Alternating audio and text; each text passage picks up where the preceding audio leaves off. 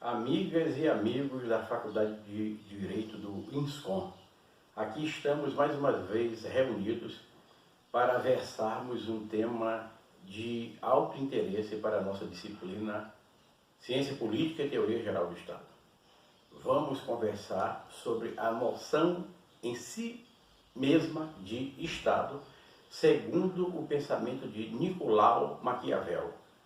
Nicolau Maquiavel foi um pensador italiano nascido em Florença em 1467, que termina por se notabilizar na história da ciência política e da teoria do Estado, porque ficou consensualmente reconhecido como o fundador da moderna ciência política, como o primeiro a compreender a significação do Estado moderno e que papel central ele teria na chamada Era das Nações, que é a era que chega à plenitude da sua formação com a Revolução Francesa e que vai durar, a rigor, até o fim do século XX, quando se dá a queda do Muro de Berlim e quando se acentua um processo de transição que é da modernidade para a pós-modernidade, registrando-se ali a formação de comunidade de nação. Essas comunidades de nações, o chamado mundo dos blocos, vai registrar a formação da Comunidade Europeia, vai registrar a formação do NAFTA, vai registrar a formação do Mercosul e de outros blocos. Não? Por quê? Porque vai se fazer uma transição que levará a que o Estado-nação, que é o Estado Nacional Soberano, sobreviva, mas passe a existir dentro de um bloco, de uma comunidade de nações, que é um valor mais alto do que o Estado Nacional singular. Por exemplo, a França é um Estado Nacional soberano? É. Integra o quê? A União Europeia. O que é mais forte? A França em si mesma ou a Comunidade Europeia? A Comunidade Europeia é mais relevante do que o Estado Nacional francês. Na verdade, a Comunidade Europeia é mais forte do que o Estado Nacional francês, é mais forte do que o Estado Nacional alemão, é mais forte do que o Estado Nacional de qualquer outra nação que integre o bloco europeu. O que se tem diante disso? A arquitetura de um ente jurídico-político-administrativo mais alto do que o Estado Nacional.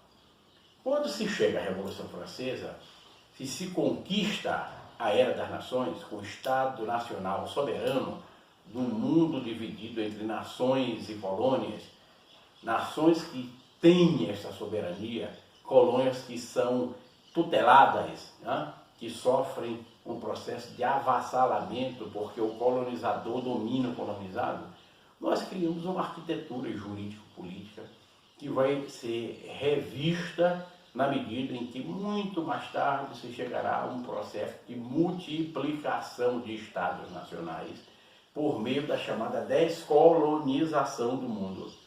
O Brasil foi colônia, passou a ser Estado Nacional. Na América Hispânica só havia colônias. Vice-reinado do Prata, vice-reinado do Peru, vice-reinado da Gran Colômbia, mas todo mundo era colônia. E hoje é uma multiplicidade de estados nacionais, autônomos e soberanos. O que é isso? A descolonização do mundo levou ao multiplicar de estados nacionais. Mas os estados nacionais, marcados pelos três poderes, executivo, legislativo, judiciário, porque representavam sociedades urbano-industriais que tiveram uma configuração jurídico-política administrativa nascida da Revolução Francesa e consequente do processo de codificação do direito, conduzido por Napoleão Bonaparte, com a sua Constituição de 1799, com o seu Código Civil, com o seu Código de Processo Civil, com o seu Código Criminal, com o seu Código de Processo Criminal, com o seu Código Comercial. Só faltou a Napoleão Bonaparte um Código do Trabalho, mas não foi problema de Napoleão, foi problema do tempo, porque o direito do trabalho só seria uma força real e presente na enciclopédia jurídica no século XX. Essa codificação napoleônica, com força indutora, levou a que os estados nacionais das sociedades urbanas-industriais tivessem essa organização de poderes, executivo, legislativo, judiciário, estabelecendo um consenso que foi tamanho no século XIX, tamanho no século XX, que na nossa primeira mirada parecia que a humanidade sempre vivera sob essa ordem jurídico-política dos Estados nacionais, o que não é em absoluto verdade, que antes do Estado-nação existiram outras múltiplas formas de organização de poderes. E depois do Estado-nação já existe em emergência uma outra forma de organização de poderes que está contida e representada nas comunidades de nações, de que a União Europeia é o grande exemplo. Mas agora que se tem uma transição da modernidade para a pós-modernidade, com o caminho para um novo pacto jurídico, político, administrativo, o caminho para uma arquitetura nova, né, de organização de poderes. Mas a raiz de tudo isto, no mundo moderno, se encontra nessa figura consular de Nicolau Maquiavel, que era florentino, italiano, um homem do século XV, que vai marcar profundamente a ciência política e a teoria do Estado, tendo deixado uma obra escrita de alta relevância, cujos principais testemunhos estão contidos nesses livros. O Príncipe, em que ele discute a organização de poderes nas repúblicas e nos principados, comentários sobre as primeiras décadas de Tito Livio, no qual ele faz uma reflexão sobre a história jurídica e política do Império Romano, né? E, entre outros, História de Florença, que é um elogio que ele faz à família Médici, que fundaram uma república que era familista, a si pertencia. E Napoleão, envolvido com dissabores com a família Médici, termina por cortejá-la neste livro, narrando uma história de Florença em que ela transforma os grandes e malévolos personagens desta família em verdadeiros anjos a bater asas, né, no intuito de retornar à condição de chanceler que ele havia perdido. Porque na cidade de Florença reinava a família Médici de maneira ancestral. Era uma república familista, a si pertencia. E este poder da família Médici foi objeto de um golpe de Estado. E subiu um frei e filósofo chamado Girolamo Savonarola. E Savonarola institui em Florença uma teocracia, um governo fundado na autoridade divina. Ele é o teocrata mor. Né? Substitui a família Médici, precisamente Savonarola, e Savonarola expulsa os Médicos de Florença, que eram os homens mais ricos do tempo, aqueles que haviam transformado Florença na chamada Atena do Renascimento, criando ali na cidade um museu a céu aberto e atraindo para Florença os maiores sábios do tempo, de Francesco Pico della Mirandola a Galileu Galilei. E é precisamente essa família de banqueiros do Papa, de muitos papas, vinculada à nova riqueza, ao comércio transcontinental, aos bancos, né, à mineração, que vai expulsa de Florença e passa fora do poder uma vintena de anos. Sobe Frei Girolamo Savonarola e transforma Florença nessa teocracia, frustrando, afinal, os grandes senhores do comércio que haviam traído a família Médici no intuito de criarem uma ordem mais liberal, né? Mais liberada desse controle familista, e mais condizente com seus interesses de mercadores desejosos de ter não apenas poder econômico, mas experimentar também o poder político.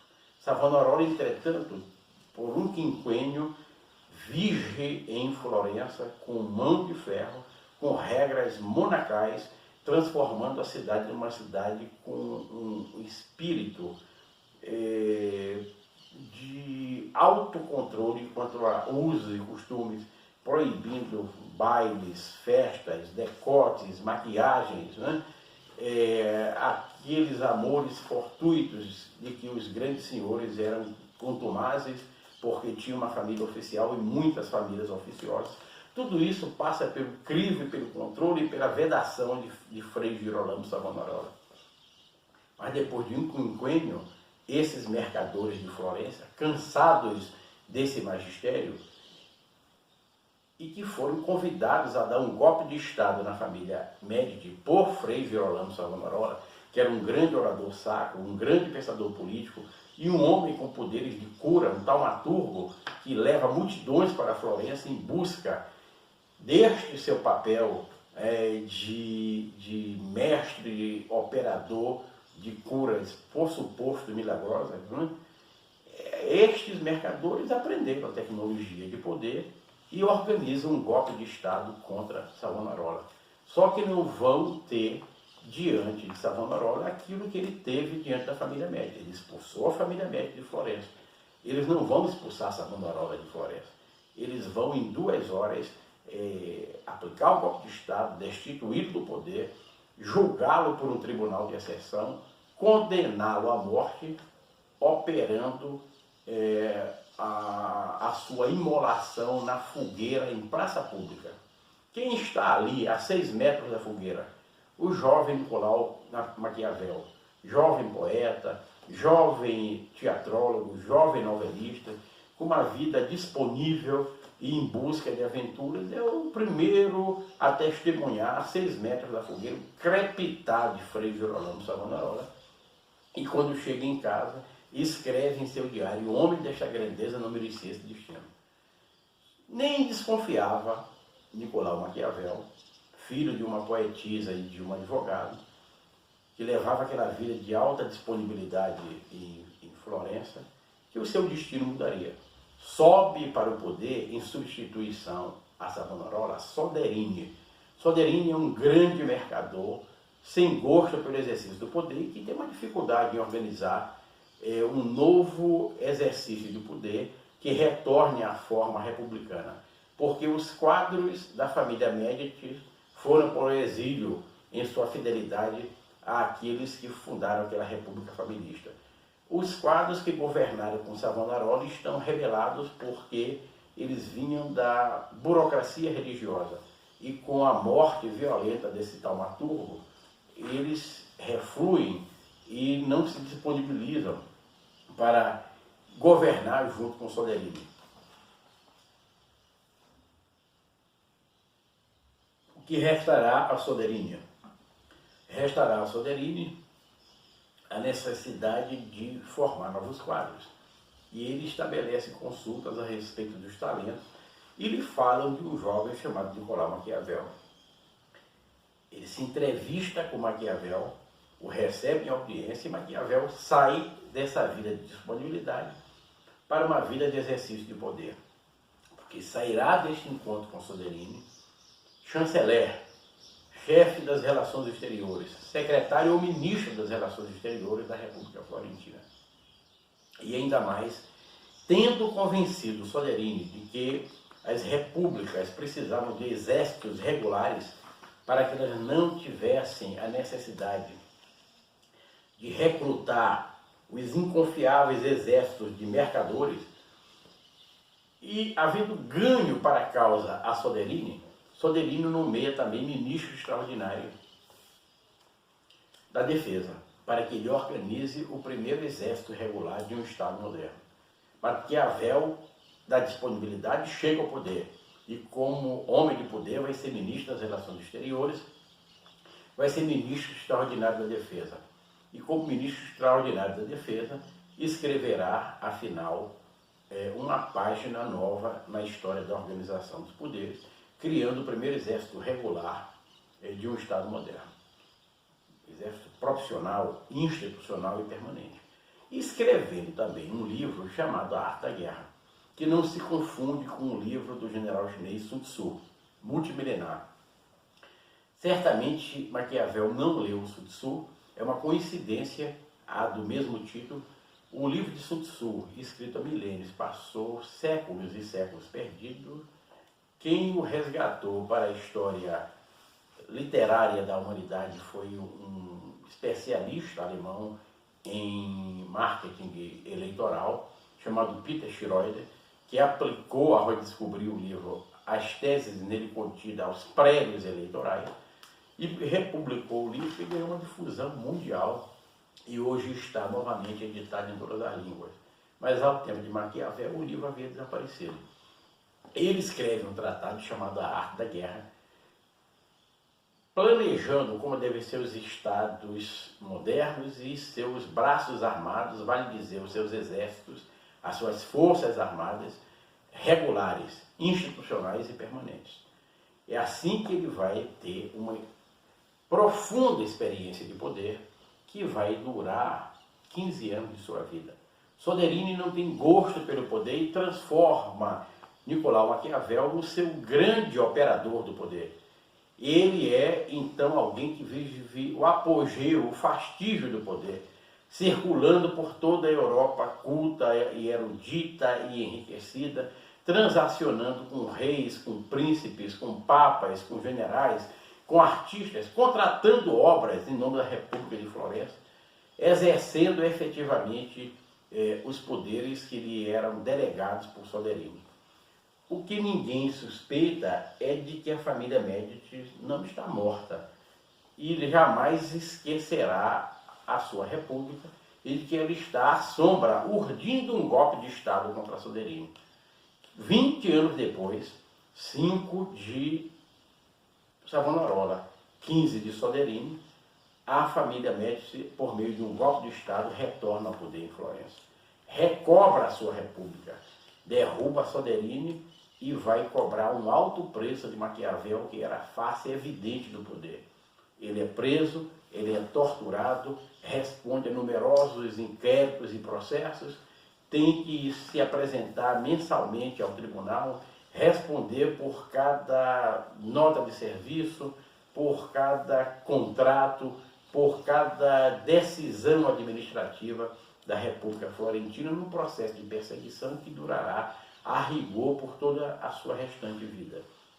Maquiavel vai ter então que retornar à terra, herdeiro do feudo de sua família, que dispunha de um braço ascendente, que vai para a nova riqueza, e de um braço declinante, que abandona a terra. Este braço declinante que abandona a terra é o braço de Maquiavel. Ele vai fazer o que seu pai não aceitou fazer, voltar à terra, e vai lhe dar a lida de um feudo, vai ser agricultor, vai ser pecuarista, vai ser o comerciante dos produtos ali, afinal, objetivados, quer na agricultura, quer na pecuária, quer no artesanato. Se torna, portanto, um rurícola que vai a Florença negociar os seus produtos, enfrentar os mercadores, lutar pelo preço dos seus produtos, viver a faina de um homem do campo que tem que colocar no mercado os seus produtos. E a mesma uma carta que é considerada a carta mais triste da literatura italiana, em que ele narra o que é o seu cotidiano, de homem que está a postos ao nascer do dia, que vai para a faina do campo, vai coletar ovos de codornas, vai colher ou plantar uva, vai produzir vinhos, vai guardar o gado, vai produzir queijo, vai produzir azeite. E ele narra que às vezes havia um fracasso em tudo isso. Os fardos de queijo não eram cortados nem a facão, o vinho avinagrava, o ponto do azeite era perdido, tinha que refazer, retomar tudo. E conta mesmo que o único lazer que aquela vida campesina permitia era no fim de tarde, quando os senhores feudais se reuniam nas tavernas de beira de estrada para jogar, para beber, para conviver, e que frequentemente nesses jogos a dinheiro brigavam entre si, mas estavam condenados uns aos outros. No dia seguinte estavam todos juntos novamente fazendo as mesmas coisas. Maquiavel registra que ele partia mais cedo para casa, antes que o tempo fechasse. Chegando em casa, tomava um banho, tirando, pois, as roupas de homem do campo, vestindo a sua farda de chanceler, jantando em seu gabinete, e fardado de chanceler, ficava a ler e a escrever, e porque nesse período que Maquiavel organiza a sua correspondência, organiza os seus relatórios de chancelaria, escreve as suas principais obras, a exemplo de História de Florença, a exemplo de comentários sobre as primeiras décadas de Tito Livio e, sobretudo, a exemplo de O Príncipe, livro que só será, afinal, objeto de uma edição tipográfica 5 anos depois da morte de Maquiavel, que é exatamente o livro que tem o título mudado, porque originalmente no manuscrito se chamava Dei Principati, significa dizer do Principado, e no livro tipográfico o editor mudou o título do Principado para O Príncipe, que significa o principal.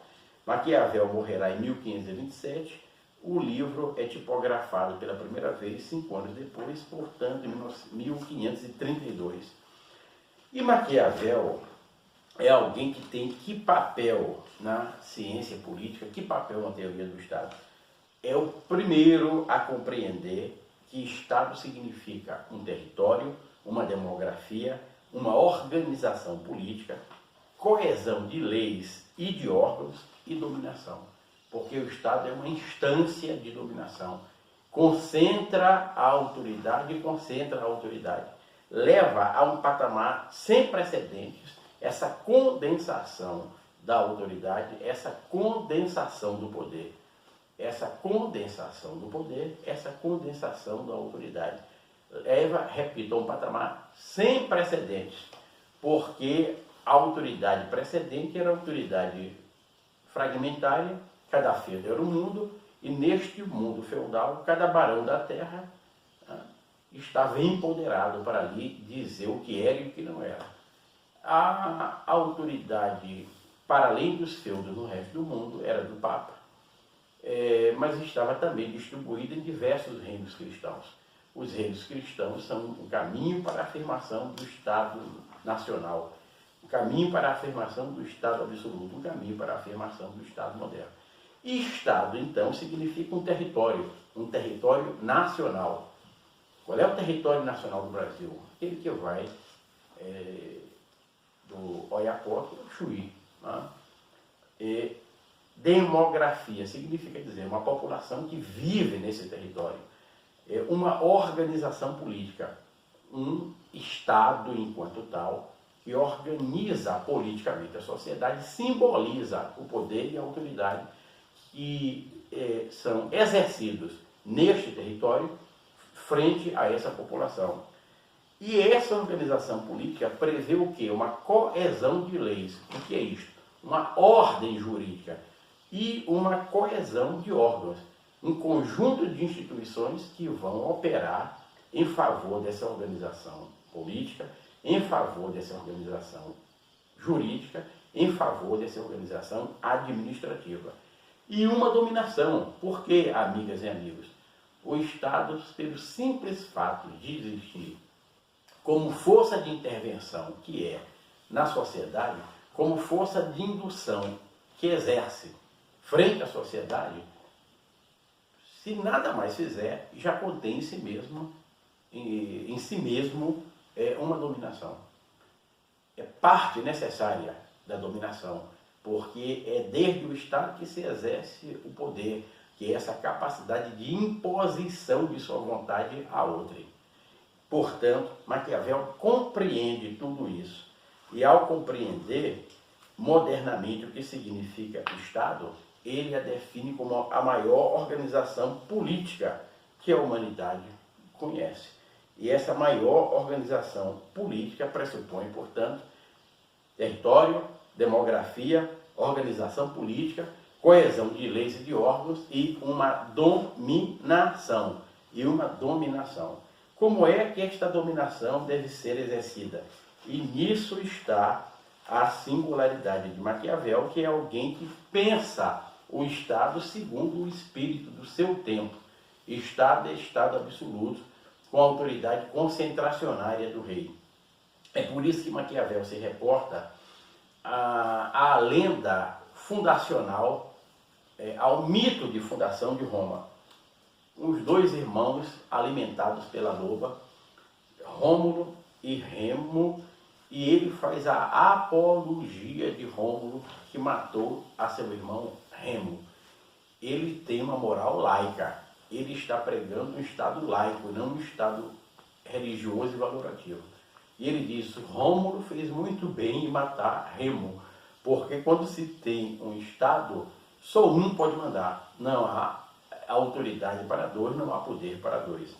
De tal forma que nos comentários da primeira década de Tito Livio, que ele faz essa fortíssima colocação em nome de uma moral laica, né?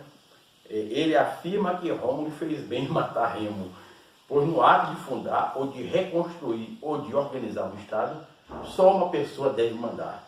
É isto, Maquiavel, é a apologia do príncipe, do principal, que exerça, segundo a sua vontade concentracionária, o poder e a autoridade, ou no Principado ou na República, porque Maquiavel é aquele que diz que todos os estados, todas as dominações que tiverem, que têm um império sobre os homens, foram e são repúblicas ou principados.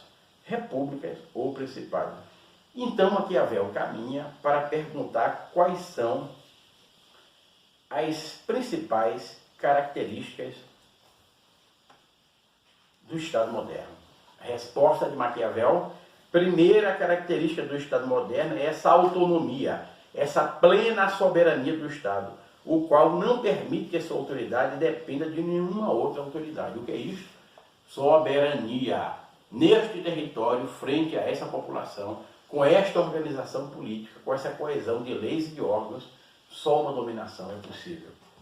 Esse Estado não reconhece nenhuma vontade concorrente que venha de fora a buscar exercer neste território, frente a essa população, o poder ou a autoridade. Em outras palavras, no território brasileiro, frente à população brasileira, não há a possibilidade de uma vontade concorrente vinda da Argentina, de uma vontade concorrente vinda do Uruguai, de uma vontade concorrente vinda do Paraguai, etc, etc, etc. Ao reverso, na Argentina não há nenhuma possibilidade de uma vontade concorrente vinda do Brasil, do Paraguai ou do Uruguai ser exercida. Igualmente no Paraguai, igualmente no Uruguai. E o que é isto? Autonomia plena e soberania do Estado. Segunda característica é essa distinção entre sociedade civil e sociedade política. Significa dizer, o Estado é um produto da sociedade civil. O Estado é um produto da sociedade civil, ele tem raízes na sociedade civil de determinada sociedade. Mas o Estado deixa de ser sociedade civil, se distingue da sociedade civil, porque ele passa a constituir a sociedade política. Portanto, em uma sociedade, há duas sociedades. Sociedade civil, a nação. Sociedade política, o Estado. O que é a sociedade no geral? A síntese da nação com o Estado. A síntese da sociedade civil com a sociedade política.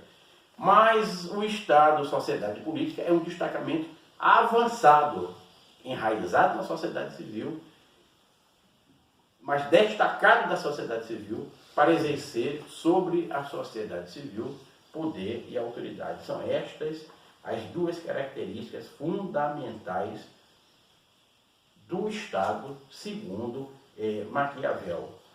E ele contempla mais tarde uma percepção de que uma terceira característica é possível de ser considerada, que é, na verdade, a da identificação absoluta do príncipe com o seu Estado.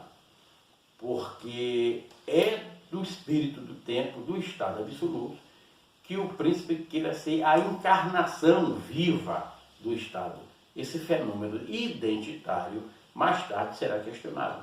Ninguém pode dizer, como disse Luís XIII de França, o Estado sou eu. Ninguém pode dizer, como disse Napoleão Bonaparte, depois da Revolução Francesa, o poder sou eu. Poder é poder institucional, não se confunde com a personalidade deste ou daquele. Mas ao tempo de Maquiavel, esse fenômeno identitário é vigoroso, porque o príncipe absolutista considerava que ele era a encarnação viva do Estado. De tal sorte, amigos, que a revolução que Maquiavel vai fazer, de que natureza é?